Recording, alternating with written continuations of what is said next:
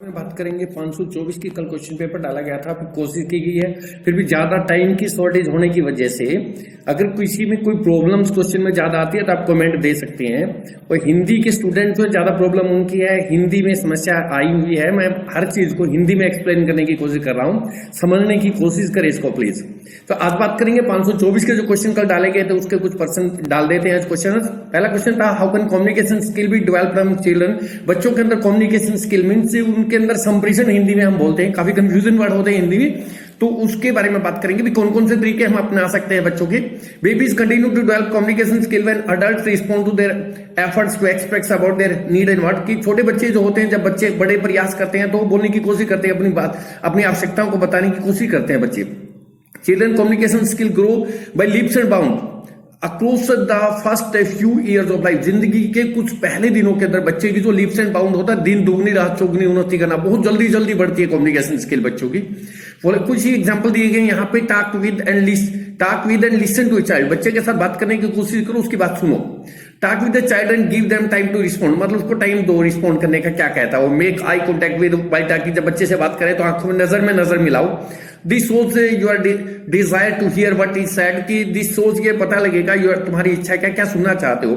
Ask open ended question, सीधे person पर मतलब कंफ्यूजन के ना डालो। To give them more space to expect instead of asking yes और नो क्वेश्चन। यस और नो के क्वेश्चन ना पूछे, मतलब उसको डिटेल में बात करें। Where they just nod their head, जिसमें वो गर्दन हिला सके अपनी। The best way to increase child speech and language development, की बेस्ट वे है कि बच्चों को इंक्रीज करे, थोड़ा सा भी बोलने की कोशिश करे, to talk together frequently naturally, स्वाभाविक तरीके से बार बार उससे बात करें। Ask them to narrate their simple incident, की साधारण घटना को वर्णन करने की बात करें। Also tell them the things that you are doing, ये काम जो कर रहे हैं वो भी बता दें। And talk about the things that they are doing, और जो कर रहे हैं वो कर रहे हैं बच्चे, उनको बारे में बता दें। इंट्रोड्यूसिंग नई वर्ड, नए शब्द उनके सामने लेके आए, तभी उनकी जो वोकेबुलरी इंक्रीज होगी। It is important for children to continuously expose a lot of different word in loads of different context. अलग अलग संदर्भ के अलग अलग शब्द उनके आप सामने आएंगे, तभी वो सीखेगा। जैसे इंग्लिश, बच्चा जो है इंग्लिश ही सीखता है, हिंदी वाला हिंदी सीखता है, जिस भी मदर टंग में वो रहते हैं वो उसकी वोकेबुलरी ज्यादा इंक्रीज होती है। This help them learn the meaning and function of word and different context. इस तरीके से उनका सीख जाते हैं भी इस अक्षर का मीनिंग क्या है, इसका कार्य क्या है, किस संदर्भ में इसको यूज करते हैं। रीडिंग विद योर बेबी, बच्चे के साथ पढ़ना। During their childhood before reading a story you may talk about the picture books with interesting picture. किसी में किताबों में पिक्चर वगैरह छपी हुई है, बच्चों कहानी पढ़ने से पहले वो पिक्चर दिखा दे उसको। So use a variety of books and link what is in the book, मतलब अनेक प्रकार की किताबें यूज करें, उनका क्या लिंक है इससे। What is happening in the child, बच्चे की जिंदगी में क्या घटित हो रहा है, उन चीजों से लिंक कर दे। रीड अलाउड, ऊंची आवाज में पढ़े with your child and point to words as you say them. जैसे कह दो पॉइंट कर संकेत करो उस अक्षर की तरफ या पिक्चर की तरफ। This will help the child to link between written and the spoken word. इससे बच्चा जो है समझ जाएगा कि क्या लिखा हुआ और उसका मीनिंग क्या है, कॉन्टेक्ट हो जाएगा बीच में, उनका लिंक हो जाएगा आपस में। These are important concept for early literacy के लिए। शुरू में बच्चा घर पे होता है, उसको साक्षर करने का एक अच्छा तरीका है story telling.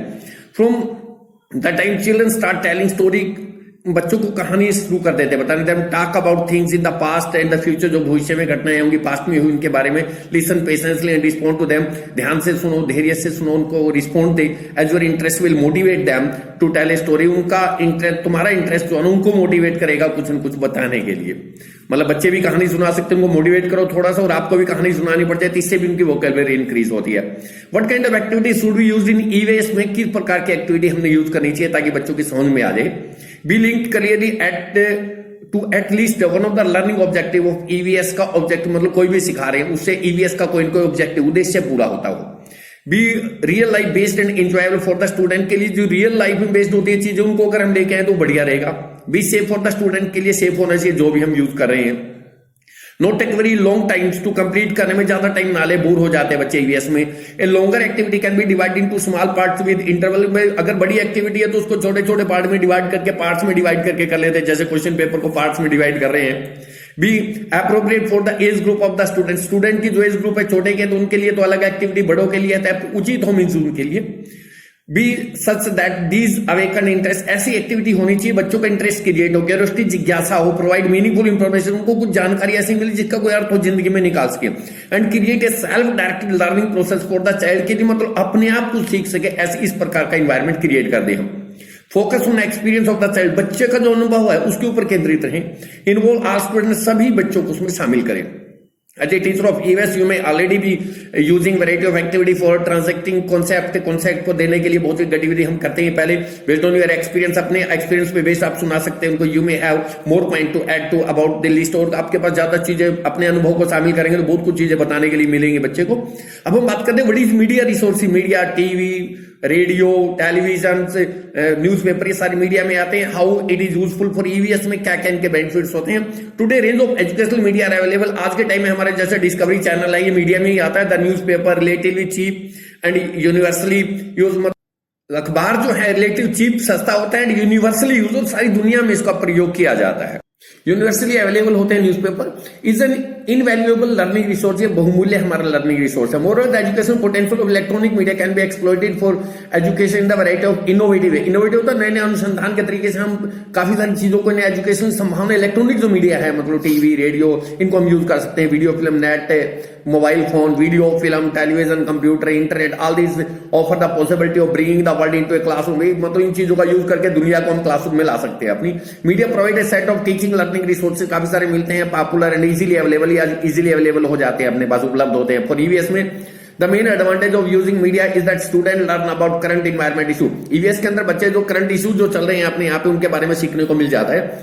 They also get an opportunity to read about, पढ़ने का मौका मिलता है उनको, and to understand different opinion, अलग अलग विचार पढ़ने का view point of an issue, मतलब किसी भी मुद्दे के ऊपर उनके विचार क्या होते हैं, दृष्टिकोण क्या होता है। मीडिया रिसोर्सेज में क्या क्या होते हैं, local, national, international newspaper, magazine, specially EVS include, जैसे सफारी, ये मैगजीन है अपने यहाँ पे जो ज्योग्राफी के या हिस्ट्री की बातें करते हैं, National Geography, down the earth, Vigyan Darshan, इस प्रकार के channels. Television channel like Discovery, the National Geographical channel, Planet Earth, Travel and Living. Radio program related to EVS, Gyan Bharti, विविध भारती, इस प्रकार के प्रोग्राम टीवी पे भी होते हैं। इन्वायरमेंट रिलेटेड वेबसाइट है अपने पास, इन्वायरमेंट की जो चीजें बताती है, पोर्टल्स और website. Environment related program broadcast on Doordarshan पे दिए जाते हैं, इन्वायरमेंट से संबंधित प्रोग्राम। और other education channel, painting exhibition, इस प्रकार की चीजें हम करवा सकते हैं, पेंटिंग की, एग्जीबिशन की।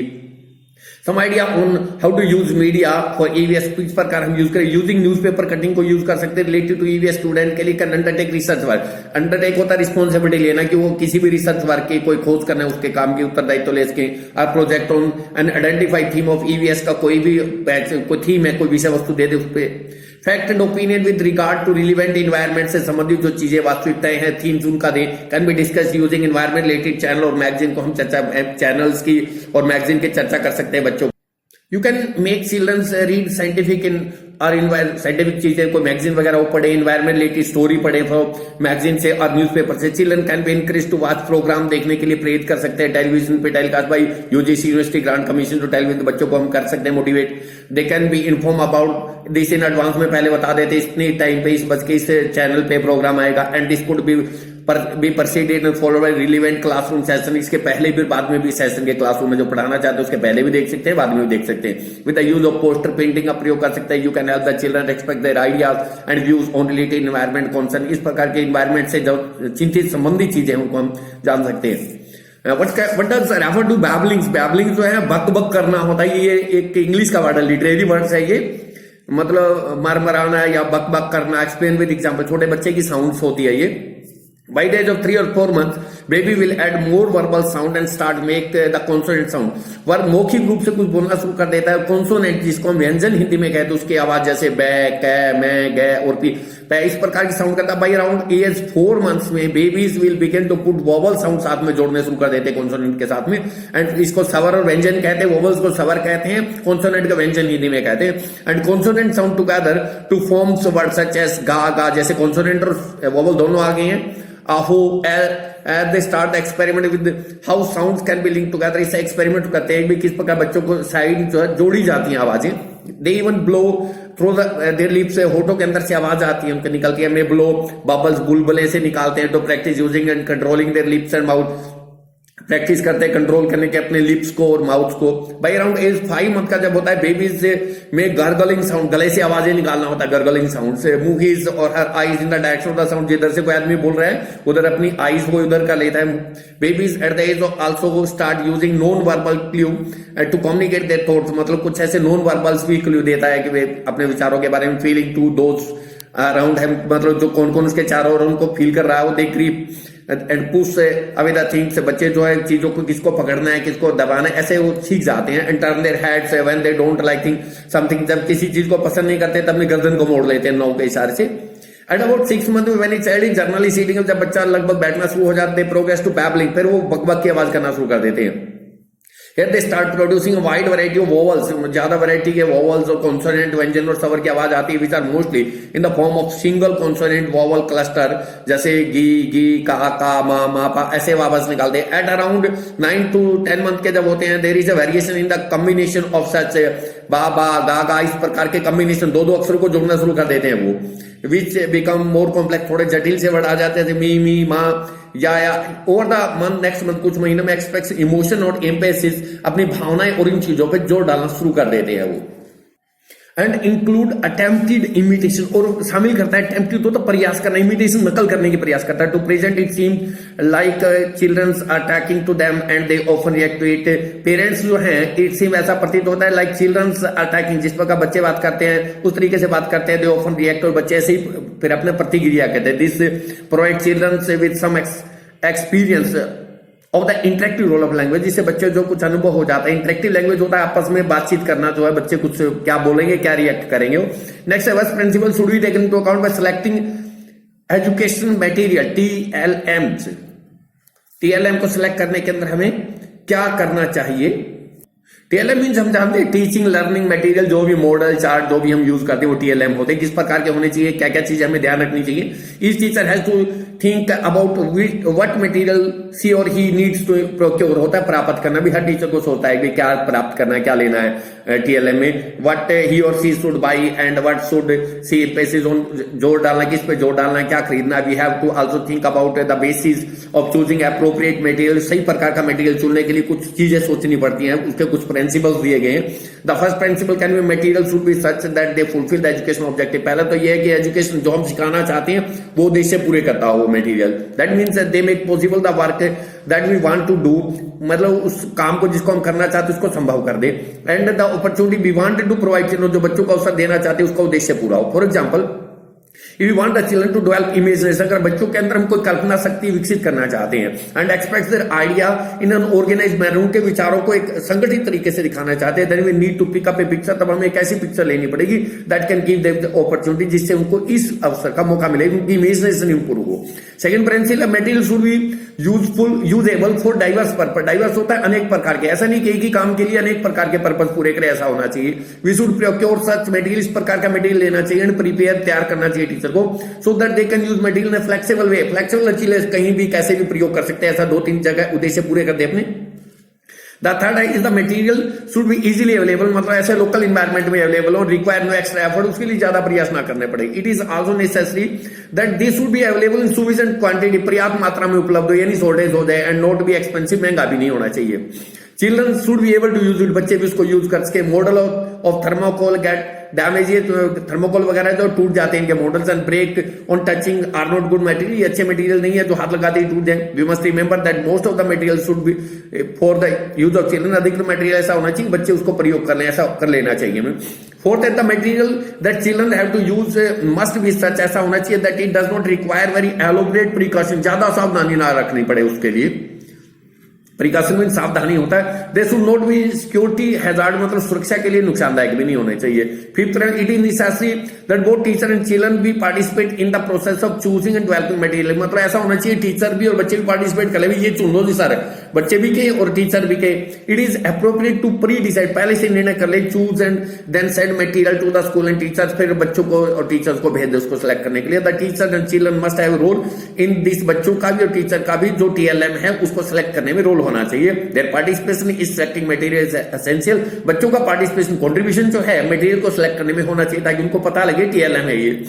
दे must also have an opportunity to learn, को सीखने का मौका मिलना चाहिए, एंड टू थिंक और सोचने का about ways of using the material in classroom में, किस प्रकार से इसको यूज करना है। असेसमेंट और इवैल्यूएशन की बात करेंगे। क्या होता है असेसमेंट और इवैल्यूएशन को सभी टीचर जानते हैं। असेसमेंट होती है मींस हम क्लास टेस्ट लेते हैं, यूनिट टेस्ट लेते हैं, एग्जाम लेते हैं, वो असेसमेंट होती है। इवैल्यूएशन होता है ओवरऑल इवैल्यूएशन करना, बच्चे का ऑल राउंड डेवलपमेंट जो है इवैल्यूएशन होता है, जो सीसी में कहा गया है उसको ग्रेडिंग देना, स्पोर्ट्स देखना, कल्चर एक्टिविटी देखना, ये इवैल्यूएशन में आती है। असेसमेंट जो है इवैल्यूएशन का एक पार्ट है। एनसीएफ 2005 और RT 2009 recommended continue and comprehensive evaluation CCE सभी देश में अपने देश में प्रचलित है। Here the assessment is an integral part of the teaching learning. Assessment जो है इसका एक अहम हिस्सा है टीचिंग लर्निंग का।